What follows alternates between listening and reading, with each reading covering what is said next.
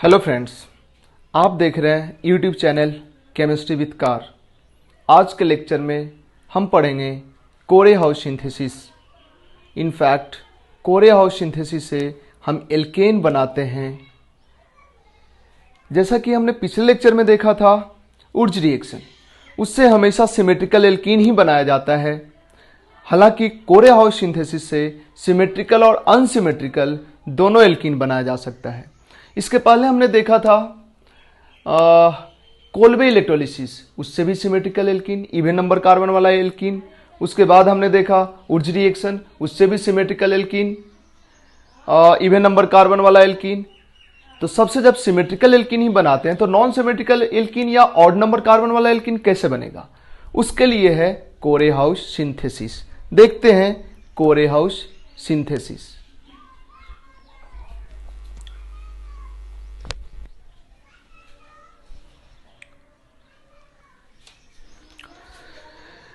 कोरे house synthesis देखो क्या करते हैं। इसमें हम लोग अल्काइल हैलाइड लेते हैं, अल्काइल हैलाइड का लिथियम के साथ रिएक्शन करा देते हैं, ऑर्गेनोमेटालिक कंपाउंड बन जाता है RLI। RLI का CuI के साथ रिएक्शन कराते हैं, एक R2CuLi बनता है। ये जो R2CuLi है इसको बोलते हैं गिलमान रिएजेंट, गिलमान रिएजेंट। ये जो गिलमान रिएजेंट है इसका रिएक्शन करा देते हैं R' के साथ, R बन जाता है। समझ में नहीं आया, हमने भी कहाँ समझाया ढंग से, ऐसे ऐसे कुछ कुछ बोल के निकल गया। देखो क्या होता है कोरे हाउस सिंथेसिस। इनफैक्ट कोरे हाउस सिंथेसिस का जो मेन रिएक्शन है वो ये वाला रिएक्शन है। देखो क्या करते हैं कोरे हाउस सिंथेसिस में, समझते हैं उसको डिटेल में, एक एग्जाम्पल के थ्रू समझते हैं। एक एग्जाम्पल के थ्रू हमें चाहिए, हमने ले लिया CH3 CH2Br। हम इसका रिएक्शन करा लेंगे लिथियम के साथ, जैसा सोडियम के साथ रिएक्शन कराया था उर्ज रिएक्शन में, वैसे ही लिथियम के साथ। बट लिथियम के साथ होगा क्या, रिएक्शन होने के बाद बनेगा CH3 CH2 minus Li plus और LiBr। यहां पे 2 मोल Li का जरूरत पड़ेगा, है ना। ये बन जाएगा। वैसा ही एग्जैक्टली हुआ है जैसा उर्ज रिएक्शन में हुआ था। पिछला लेक्चर देख लो, ऐसा ही हमने किया था। लेकिन उर्ज रिएक्शन में यहां पहुंचने के बाद रिएक्शन आगे बढ़ जाता था, बट कोरे हाउस सिंथेसिस में ये जो एल्काइल लिथियम है ये बन के यहां पे रुका रहेगा। क्यों, देखो अगर उर्ज रिएक्शन में ये क्या होता, CH3 CH2 माइनस बनता और यहां पे Na प्लस बनता, और अभी बना है CH3 CH2 माइनस और Li प्लस। ऑर्गेनोमेटालिक कंपाउंड में एक खास बात होता है, इस दोनों में आयनिक कैरेक्टर किस में ज्यादा, आयनिक कैरेक्टर ऊपर वाले में आयनिक कैरेक्टर ज्यादा। जिसमें आयनिक कैरेक्टर ज्यादा होता है वो कम स्टेबल होता है, मतलब स्टेबिलिटी नीचे वाला का ज्यादा होगा, नीचे वाला ज्यादा स्टेबल होगा। ऊपर वाला में क्यों आयनिक कैरेक्टर ज्यादा, देखो ना, एनायन तो दोनों में सेम, केटायन जिसका छोटा उसमें फजांस रूल के अकॉर्डिंग कोवेलेंट कैरेक्टर ज्यादा, तो इसके बॉन्ड में कोवेलेंट कैरेक्टर ज्यादा होता है, इसके बॉन्ड में आयनिक कैरेक्टर ज्यादा होता है। ऑर्गेनोमेटालिक कंपाउंड में आयनिक नेचर अगर बढ़ जाए तो वो अनस्टेबल होता है। अनस्टेबल कहने का मतलब उसको स्टोर कर पाना, उसको रख पाना टफ होता है। क्यों रख पाना टफ होता है, क्योंकि आयनिक नेचर के कारण यहां पे निगेटिव चार्ज ढेर सारे अमाउंट में रहेगा, थोड़ा भी कहीं से मॉइस्चर मिलेगा उसे तुरंत ये H+ ले लेगा। मतलब ये काफी ज्यादा बेसिक रहेगा। अगर यहां निगेटिव चार्ज ज्यादा होगा तो, यहां निगेटिव चार्ज कम होगा तो कम बेसिक होगा, तो ये थोड़ा बहुत मॉइस्चर बर्दाश्त भी कर लेगा, बट ये तो एकदम मॉइस्चर बर्दाश्त नहीं करेगा, मॉइस्चर से H+ ये खींच ही लेगा। दिखाया तो दोनों जगह है माइनस प्लस, बट यहां का माइनस छोटा है, यहां का माइनस बड़ा है, क्योंकि इस बॉन्ड में कोवेलेंट कैरेक्टर ज्यादा है, कोवेलेंट कैरेक्टर वाले बॉन्ड में डेल्टा निगेटिव ही होगा, तो ये डेल्टा निगेटिव होगा और यहाँ निगेटिव ज्यादा होगा।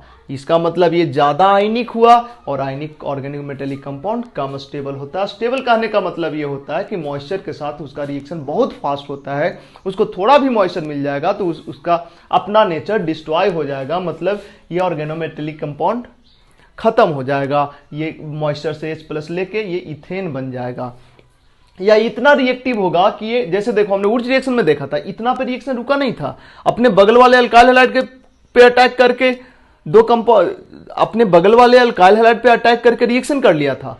बट अल्काइल लिथियम बना के तुम रख सकते हो, लेकिन ये अल्काइल लिथियम ज्यादा स्टेबल है इससे, बट इतना भी स्टेबल नहीं है कि इसको बना के वर्षों तक, कई महीनों तक तुम रख सकते हो, नहीं रख सकते। मतलब अब ये भी कम स्टेबल है, ये तो बहुत कम स्टेबल, ये भी कम स्टेबल, तो ये बना के हम लंबे टाइम तक नहीं रख सकते, इसलिए इसको ऐसे कंपाउंड में हम कन्वर्ट कर देते हैं जिसको लंबे टाइम तक स्टोर किया जा सकता है। तो उसके बाद क्या करते हैं, हम इसका रिएक्शन करा देते हैं CuI, क्यूप्रस आयोडाइड, इसको हटा रहे हैं, क्यूप्रस आयोडाइड, ध्यान देना, इसका रिएक्शन कराते हैं CH3 CH2 Li, यहां पे माइनस, यहां पे प्लस, नहीं भी दे सकते हो माइनस प्लस। इसका रिएक्शन करा दिए हम किसके साथ, CuI के साथ। तो देखो इसमें तो Cu+ है, I- है, ये दोनों मिलके बन जाता है, इसका 2 मोल रिएक्ट करता है इसके 1 मोल के साथ। तो अब यहां बोलोगे 1 मोल बनाए 2 मोल कैसे ले लिए सर, सबको 2 से मल्टीप्लाई कर दो ना, ये बन जाए, ये 2 मोल हो जाएगा, फिर वो उसका CY के साथ रिएक्शन करा दो। इसके बाद बनेगा R2 लिख रहे हैं, यहां पे जो बनेगा ये देखो, ये CH3 CH2 CuLi ये बनता है, और साथ में बनता है LiI, मतलब LiI लिथियम आयोडाइड, इसी को बोलते हैं गिलमान रिएजेंट, इसको बोलते हैं गिलमान रिएजेंट। चौक चेंज करने दो मेरे को, ये है गिलमान रिएजेंट। इसको दूसरे तरह से भी लिखा जा सकता है, ये तो और बेकार चौक है यार, हद है। इसको दूसरे तरह से लिखा जा सकता है, ये है बेसिकली CH3 CH2 और यहाँ पे CH3 और गड़बड़ हो गया, CH3 और इसके ऊपर लगा दो माइनस चार्ज और इधर Li+। देखो ये Li+ है, ये Cu, यहाँ पे जो Cu+1 में है, और ये जो R- है, ये R- है, इधर R-, इसी को और समझें तो यहाँ पे कुछ ऐसा है CH3 CH2 minus Cu plus CH2 CH3 minus, और अब बताओ ये 2 एनायन और 1 केटायन का पैकेट है, तो यहाँ पे ओवरऑल निगेटिव चार्ज हो गया, निगेटिव चार्ज, और इसके साथ Li+, है ना। बट इस तरह से लिखना सही नहीं है, इस तरह से लिखो तो ज्यादा सही है। ये बॉन्ड कंप्लीट आयनिक नहीं होता है, इसमें कोवेलेंट नेचर होता है, ठीक है। तो ये बन गया गिलमांस रिएजेंट। अब जो गिलमांस रिएजेंट है CH3 CH2 और 2 CuLi, इसका रिएक्शन तुम्हारी मर्जी, ये गिलमांस रिएजेंट बना के तुम लंबे टाइम तक रख सकते हो, कोई दिक्कत नहीं है, क्योंकि यहां पे इसके बीच में देखो, जब सोडियम Na R- ये सबसे ज्यादा आयनिक, Li+, R- Li+, ये कम आयनिक, और ये तो इस दोनों से कम आयनिक। क्यों?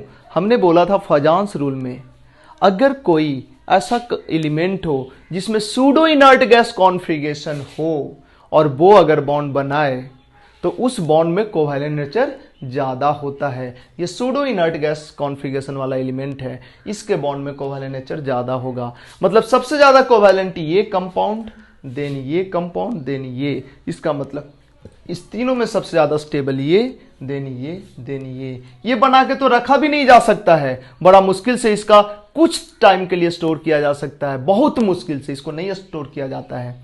उर्ज रिएक्शन में हम देखे हैं तुरंत से ये बनता है और तुरंत दूसरे के साथ रिएक्शन कर लेता है। इसको कुछ टाइम के लिए स्टोर किया जा सकता है और इसको थोड़ा ज्यादा टाइम के लिए स्टोर किया जा सकता है, इसलिए गिलमांस रिएजेंट बना के रख लिया जाता है। अब तुम्हारी मर्जी, इसमें कितना है, आर में कितना कार्बन है, 2 कार्बन है। अगर तुम्हें 3 कार्बन वाला एल्केन चाहिए तो यहां पे ले लो CH3Br।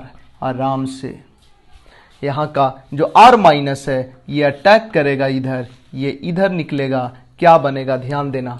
इसमें से एक CH3CH2 माइनस इसके साथ जुड़ गया, ये बेसिकली SN2 है, ये बेसिकली SN2 है। हम इसको हटाते हैं, जगह कम पड़ रहा है हमारे पास। तो अब जरा गौर करना, इसमें से एक R माइनस निकल के यहां अटैक करके इसको निकाल दिया, क्या बन गया, 3 कार्बन का एल्केन बन गया, 2 कार्बन ये, 1 कार्बन ये Br माइनस निकला, ये Li प्लस के साथ मिलके LiBr बना लिया, LiBr। ये Br माइनस Li प्लस के साथ, यहाँ पे Li प्लस था ना, LiBr बन गया। और एक और कॉपर प्लस बन है और एक CH3CH2 माइनस है, क्या रह गया, एक CH3CH2 माइनस Cu प्लस, ये रह गया ये रह गया। अब तुम्हारी मर्जी, तुमको 3 कार्बन वाला प्रोडक्ट चाहिए तो यहां पे ले लिए CH3Br। अगर तुमको 4 कार्बन वाला हाइड्रोकार्बन चाहिए तो यहां पे ले लेते CH3CH2Br।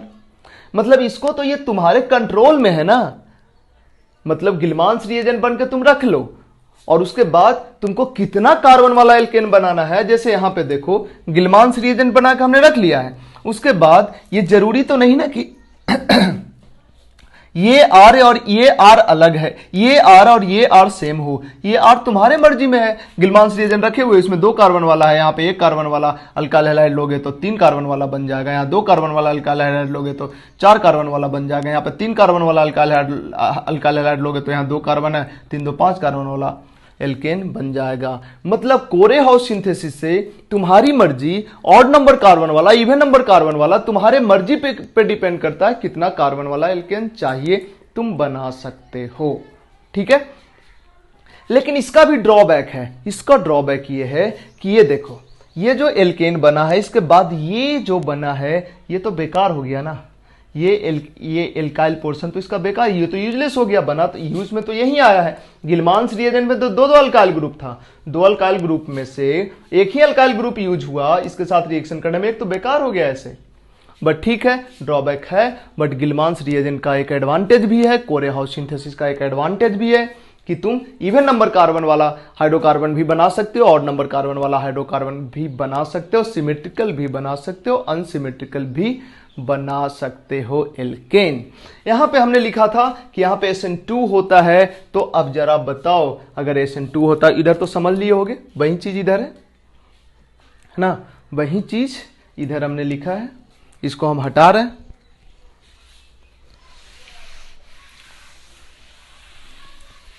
देखो यहां पे हमने लिखा SN2 है। अब जरा गौर करना, ये इधर कौन है, इधर कौन था, बेसिकली CH3CH2 माइनस, यही ना था, इसी को हम यहां पे लिख रहे हैं, ये था। इसका रिएक्शन कराए हम, यहां पे कोई भी RX ले लें, कोई भी RX ले लें, ये अटैक करेगा, ये बाहर निकलेगा, ये SN2 है, यही ना। अगर SN2 ये रिएक्शन होता है तो यहां पे CH3X रहे, CH3X रहे तो बहुत बढ़िया बात। अगर CH3CH2X रहे तब भी बढ़िया बात, बहुत ही बढ़िया बात। 1 डिग्री अल्काइल हैलाइड है तो ये यहां पे अटैक करेगा, ये बाहर निकल जाएगा, ठीक है। अगर ये 2 डिग्री अल्काइल हैलाइड रहे तब भी बढ़िया बात। लेकिन अगर ये 3 डिग्री अल्काइल हैलाइड रहे तो बताओ क्या ये बढ़िया बात है कि बढ़िया बात नहीं है। इसमें क्या हो जाएगा, ऊपर वाला सब में तो सब्स्टिट्यूशन होगा, ऊपर वाला सब में, ये सब में तो सब्स्टिट्यूशन होगा, न्यूक्लियोफिलिक सब्स्टिट्यूशन होगा, SN2 होगा, इसमें क्या हो जाएगा, E2 हो जाएगा, एलिमिनेशन हो जाएगा। मतलब ये जो निगेटिव चार्ज है यहाँ वाला हाइड्रोजन निकाल लेगा और यहाँ वाला हाइड्रोजन निकाल लेगा और यहाँ से लिविंग ग्रुप निकल जाएगा, एल्कीन बन जाएगा। हम इसको मिटाते हैं, हम इसको मिटाते हैं।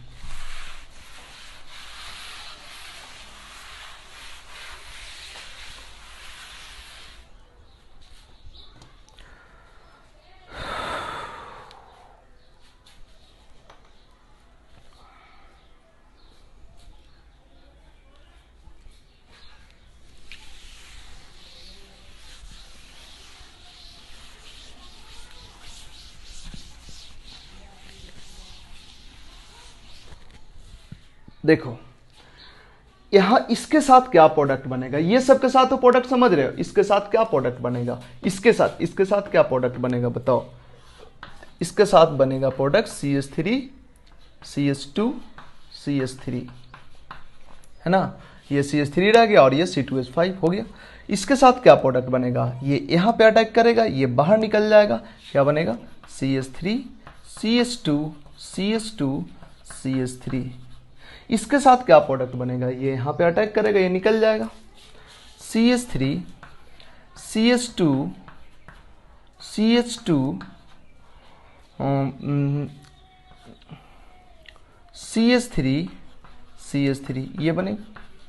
हालांकि इसके और इसके साथ भी कुछ एलिमिनेशन प्रोडक्ट होगा, बट इसके साथ तो मेजर एलिमिनेशन ही होगा। ये क्या करेगा, यहां से H माइनस निकालेगा, सॉरी ये यहां से H प्लस निकालेगा, यहां से ये जो है यहां से H प्लस निकालेगा, ये इधर, लिविंग ग्रुप बाहर। हमने बोला था ना E2 में क्या होता है, इसका हाइड्रोजन का निकलना और लिविंग ग्रुप का साथ साथ निकलना और यहाँ पे डबल बॉन्ड बनना, क्या हो गया, यहाँ पे बन जाएगा ये एल्कीन बन जाएगा और साथ साथ ये H जब ये ले लेगा तो इसके साथ बन जाएगा CH3 CH3। समझ आया। थोड़ा बहुत एलिमिनेशन प्रोडक्ट इसके साथ और इसके साथ भी बनेगा। इसके साथ तो एलिमिनेशन का चांस ही नहीं है, ये तो सब्स्टिट्यूशन ही करेगा, क्योंकि जिस कार्बन पे हाइड्रोजन है उसके बगल वाला कार्बन पे हाइड्रोजन निकलता है, तो इसके बगल वाला कार्बन है ही नहीं। तो यहां पर भी थोड़ा बहुत एलिमिनेशन होगा, मतलब ये यहां से H प्लस निकालेगा और यहां से X निकाल लेगा, तो ये CH2 बन जाएगा। यहां भी थोड़ा बहुत एलिमिनेशन होगा, यहां से H प्लस निकालेगा और यहां से X माइनस निकल जाएगा, तो ये डबल बॉन्ड हो जाएगा और ये मतलब ये प्रोपीन हो जाएगा, प्रोपीन। इसमें तो मेजर इलिमिनेशन ही होगा, इलिमिनेशन ये दोनों में भी होगा, बट मेजर इलिमिनेशन नहीं होगा, मेजर सब्स्टिट्यूशन होगा और यहां पे मेजर इलिमिनेशन होगा। थोड़ा बहुत सब्स्टिट्यूशन हो सकता है, ये यहां पे अटैक कर ये बाहर निकल जाए, बट वो नहीं के बराबर होगा, क्योंकि 3 डिग्री में यहां पे हिंड्रेंस काफी ज्यादा है, ये यहां पे इंटर कर ही नहीं पाएगा। क्योंकि हमने बताया था कि SN2 3 डिग्री के साथ सबसे खराब होता है, नहीं के बराबर होता है। ठीक है, तो ये था कोरे-हाउस सिंथेसिस। कोरे-हाउस सिंथेसिस का एडवांटेज, कोरे-हाउस सिंथेसिस से तुम बना सकते हो इवन नंबर कार्बन वाला प्रोडक्ट, ऑड नंबर कार्बन वाला प्रोडक्ट भी। अब थोड़ा सा और आगे बढ़ते हैं, थोड़ा सा आगे बढ़ते हैं, इसको हम मिटाते हैं, इसको पॉज करके लिख लो, हम मिटाते हैं और कुछ और क्वेश्चंस के तरफ बढ़ते हैं।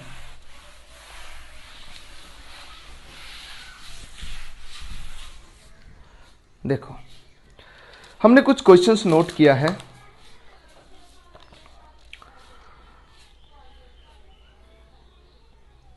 क्वेश्चन है,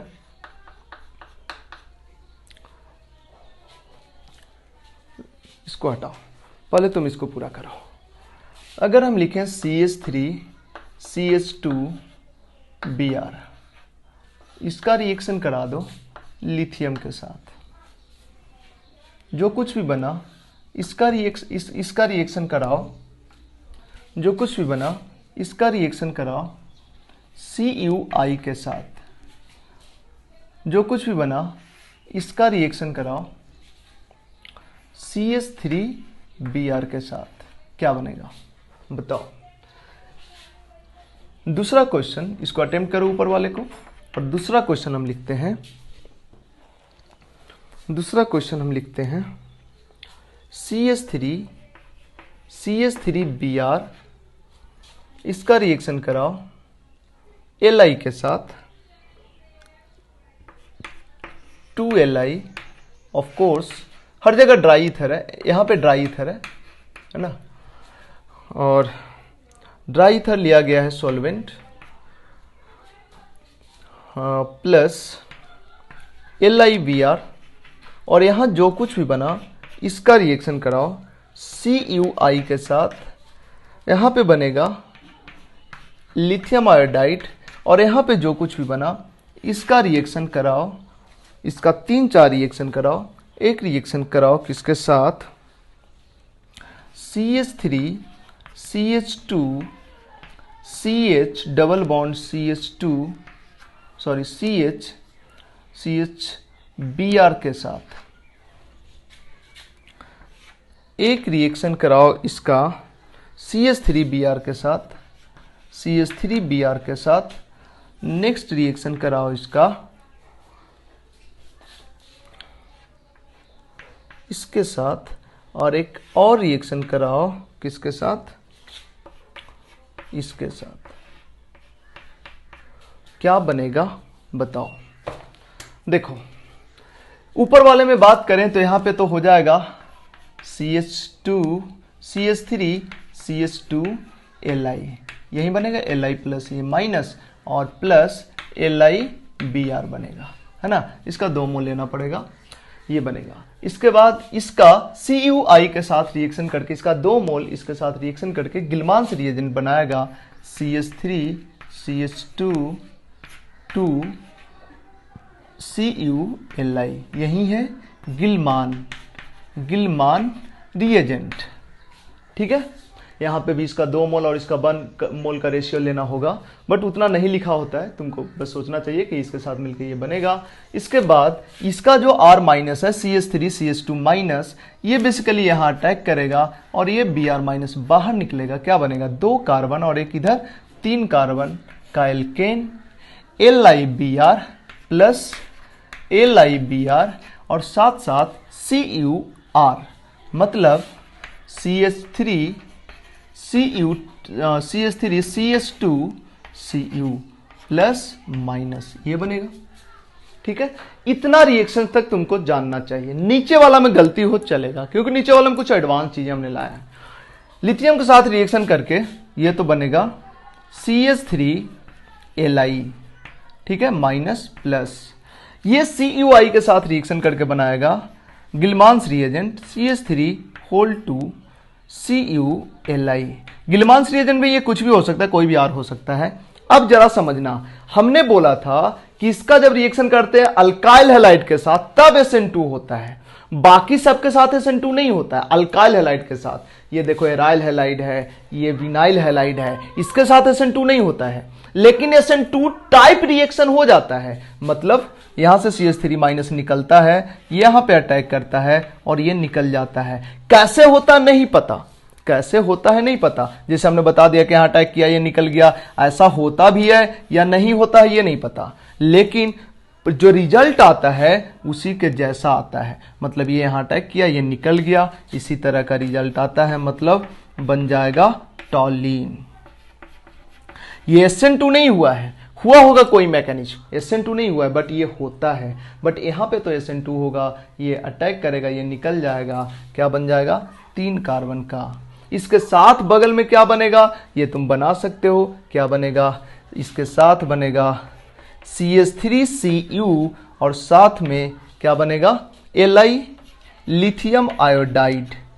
इसी तरह इसके साथ भी बनेगा, यही दोनों चीज इसके साथ भी बनेगा। यहां पे बताओ CH3 माइनस, यहां अटैक करेगा, Br निकल जाएगा, 2 कार्बन का एल्केन बन जाएगा और साथ में ये दोनों भी बनेगा। इसी तरह से इसकी बात करें तो ये जो CH3 माइनस है यहां से निकल के यहां पे अटैक करके Br को यहां निकालेगा। ये SN2 नहीं है, SN2 कभी भी sp2 कार्बन पे नहीं होता है, आगे हम बताएंगे, जब बताएंगे हम हाइड्रोकार्बन, ये कौन सा चैप्टर, एल्काइल हैलाइड, तब जब SN1 SN2 E1 E2 detail में और डिटेल में बताएंगे तब। ठीक है। जब भी SN2 होता है sp3 कार्बन पे होता है, और ये sp2 कार्बन है, sp2 कार्बन पे ये अटैक करके इसको बाहर निकाल रहा है। कैसे निकलता है ये नहीं पता, बट ये होता है।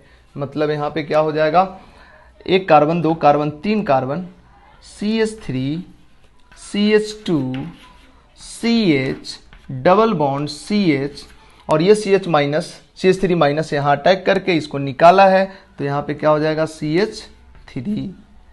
नहीं दिखा, नहीं दिखा भाई।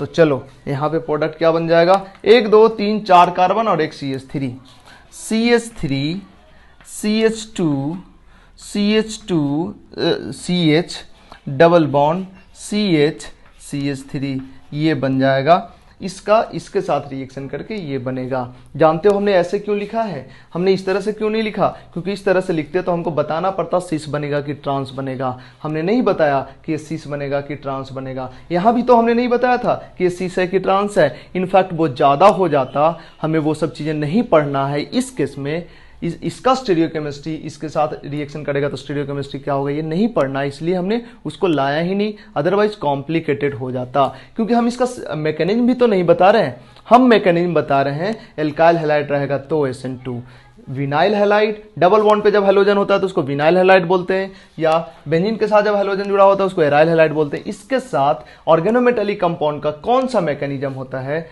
ये तो हम बता ही नहीं रहे ना, बट ये बता रहे हैं बस। ये निकलेगा और यहाँ पे जुड़ जाएगा, ये निकलेगा यहाँ पे जुड़ जाएगा, इसीलिए ये दोनों पे भी नजर रखना। रेयरली एडवांस में पूछ सकता है, बट ये तो तुम्हें पढ़ना ही है, ये तो तुम्हें आना ही चाहिए।